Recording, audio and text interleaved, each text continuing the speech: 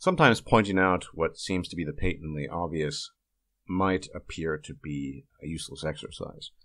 But when the obvious, or even patently obvious, is not obvious to everyone, and even not obvious to the majority of people, then pointing these things out tends to be, well, you could say an exercise in necessity.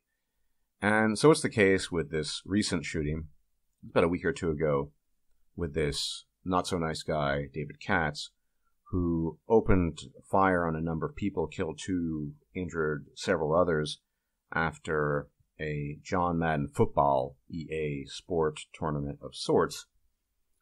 And the coverage sort of ran, as it typically does, that in the aftermath of this shooting, you had political parties organize and political voices organize, and ultimately what they tend to talk about in these instances is gun control. And so it becomes a wedge issue, and arguing about how he shouldn't have had access to it because of mental illness, and we'll get into the mental illness bit in a little bit. And I don't think it's as much about guns as it is about other more pertinent issues. And despite knowing his background in terms of how he was raised and the household he was raised in, essentially it was a broken home, and we'll talk about that in a bit as well, people tend to focus on these issues. And I see a recurrent pattern here in terms of how these young men who engage in these activities are treated and how they're raised. I want to say at the outset, I am not excusing this behavior. It is, after all, the hallmark of a civilized society that people not run around rampant shooting people, obviously. But I think if we take some time to examine how this young man was raised, the type of home he came from, then you'll get a sense of how he effectively was prepped for mental illness and this type of behavior. So what I'm going to do before I offer more commentary is I'm going to read off some excerpts from various articles, and I'll post links to them, of course, and we'll get a really good sense of what happened with David Katz and essentially how he was created, which you could say almost laid the groundwork for the type of behavior we've seen, and arguably has laid the groundwork for other types of shootings emanating from these types of individuals. We'll start with this first quote. Since Sunday's shooting, and this is a while back now, the family has told investigators that David Katz suffered from mental health issues, according to a law enforcement source, who described the family as being very cooperative with investigators. Both parents have worked for the federal government. Richard Katz is a NASA engineer employed at the Goddard Space Flight Center outside Washington, D.C., according to an agency spokesperson. Elizabeth Katz was listed as an employee of the Food and Drug Administration at the time of her divorce. Report. Neither Elizabeth nor Richard Katz could be reached by CNN for comment. Court records reveal a divorce and custody battle that was so acrimonious, both parents filed to have a guardian ad litem assigned to represent the interests of David, their younger son. They strongly disagreed about his mental health treatment. Court documents state that Katz suffered emotionally as a child and was prescribed psychiatric drugs, Lexapro, an antidepressant, and risperidone, an antipsychotic medication sometimes used to treat schizophrenia. Katz's mother took him to see a number of psychiatrists, as well as a social worker and an art therapist, according to a 2006 letter from the father's attorney. His father disputed the necessity of the drugs and a psychiatric evaluation sought by David's mother, suggesting that his son instead, quote-unquote, attend a support group for middle school students. Richard Katz has seen no evidence whatsoever of schizophrenia in David Katz, a motion from his father's lawyer said. On one occasion, according to a document from the father's lawyer, Katz strongly reacted to the notion of going to an appointment and locked himself in the car.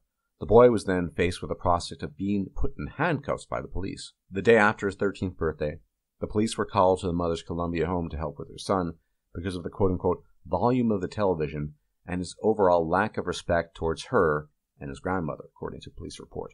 The day after his 14th birthday, according to another police report, Katz called police to the home because he was punishing him by taking away his video games. So that's the first account. Here's another. Quote, David Katz, the 24-year-old gunman who opened fire at a video game tournament, had previously been hospitalized for mental illness, according to court records in his home state of Maryland, reviewed by the Associated Press. Divorce filings from his parents say Katz was hospitalized twice in psychiatric facilities as an adolescent. It said he was prescribed antipsychotic and antidepressant medications. The records show Katz's parents disagreed on how to care for their troubled son, with his father claiming his estranged wife was exaggerating symptoms of mental illness as part of their long and bitter custody battle. And finally, the suspect in a deadly shooting at a Florida video game tournament had previously been hospitalized for mental illness, according to court records in his home state of Maryland, reviewed by the Associated Press. Divorce filings for the parents of 24-year-old David Katz of Baltimore says that as an adolescent, he was twice hospitalized in psychiatric facilities and was prescribed antipsychotic and antidepressant medications. The Howard County, Maryland, divorce filings say that David Katz played video games obsessively as a young adolescent, often refusing to go to school or to bathe. Elizabeth Katz, a toxicologist at the Department of Agriculture, said she confiscated some of her son's gaming equipment after finding him playing in the wee hours. Quote-unquote, his hair would often go unwashed for days when I took his gaming equipment controllers away so he couldn't play at 3 or 4 in the morning, and find that he was just walking around the house in circles, the mother said, according to a transcript of the court files. At one point, she put his gaming controllers in her bedroom behind a locked door, and he punched a hole in the door, she said. Elizabeth Katz said her youngest son had increasing difficulty concentrating following his parents' split. A judge awarded custody of the boy to his mother with visitation rights to the father. At times, David curled up into a ball, refused to attend school, and sobbed, she said. She asserted that her ex-husband instructed David not to take risperidone, an antipsychotic medication prescribed to him. The father claimed in court filings that David was not diagnosed as psychotic. He missed large stretches of school while under his mother's supervision. He was admitted to the nearby Shepherd Pratt mental health system for about 12 days in late 2007. Court documents say a psychiatrist at the time administered antidepressants. He later spent about 13 days at Potomac Ridge, a mental health services facility in Rockville. Richard Katz, a NASA engineer, said his ex-wife had a quote-unquote obsession with using mental health professionals, and in particular psychiatric drugs, to perform the work that parents should naturally do. He said she routinely gave false information to mental health care providers. He described one incident in which his son was handcuffed by police after locking himself in the mother's car in an attempt to avoid going to a mental health appointment with her. Quote. So we actually have a pretty good picture of the type of man that was shaped by looking at his background and his adolescence, his childhood. I mean, you could basically say, based on what we can gather, that he was effectively raised by a single mother, and the father's input, in as much as he even had visitation rights, was pretty minimal. When the father objected to the types of treatment that the mother insisted on, or obsession with psychiatrists and mental health institutions, he was essentially shut out in the dark. And it's clear, based on what we can see, that David Katz had a preference for spending time with his father, or at the very least, that's the indication, and that he would have preferred to spend time with his father rather than with his effectively single mother. And it also seems that the mother, the single mother, had an unwillingness to try to take care of his issues and try to address his issues as a mother, as a parent.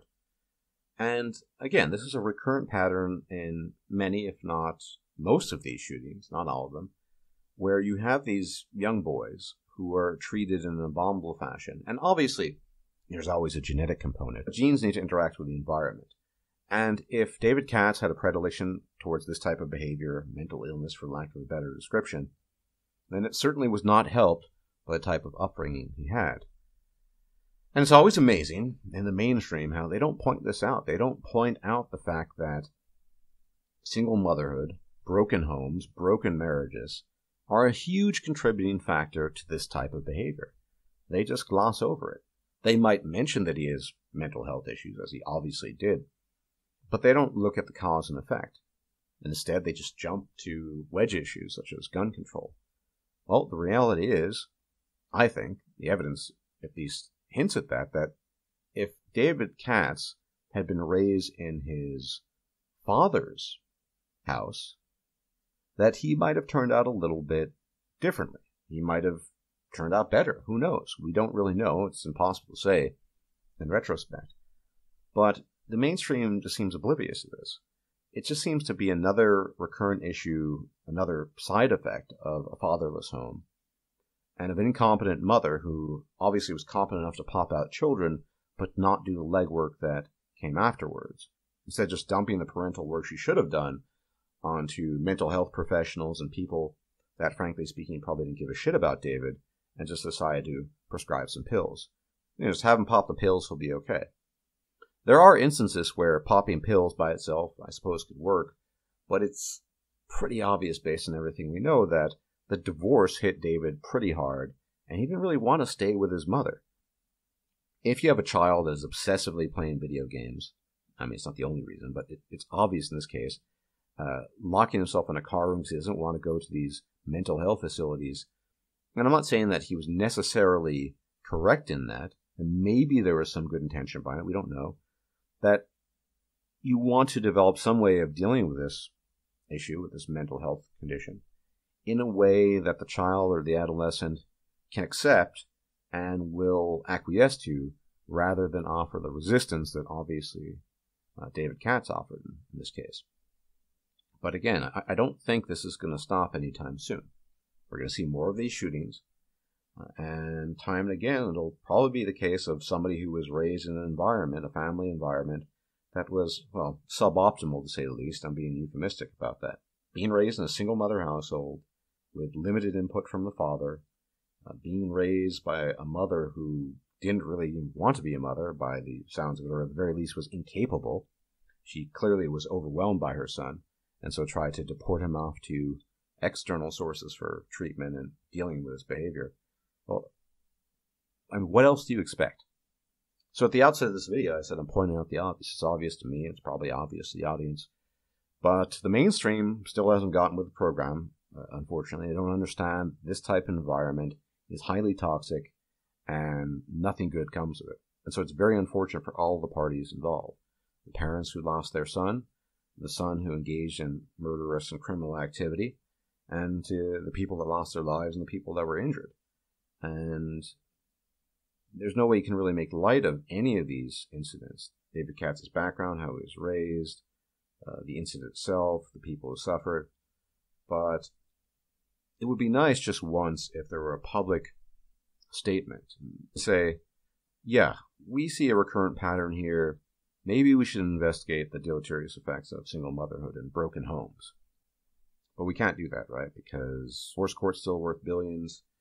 And the overwhelming tendency to automatically hand over custody to the mother, even when the mother, as is evident here, is completely incompetent and can't even do her job. There are exceptions, really extreme exceptions, when the mother is demonstrated to be a crack addict or someone insane, I mean, absolutely insane or violent, okay.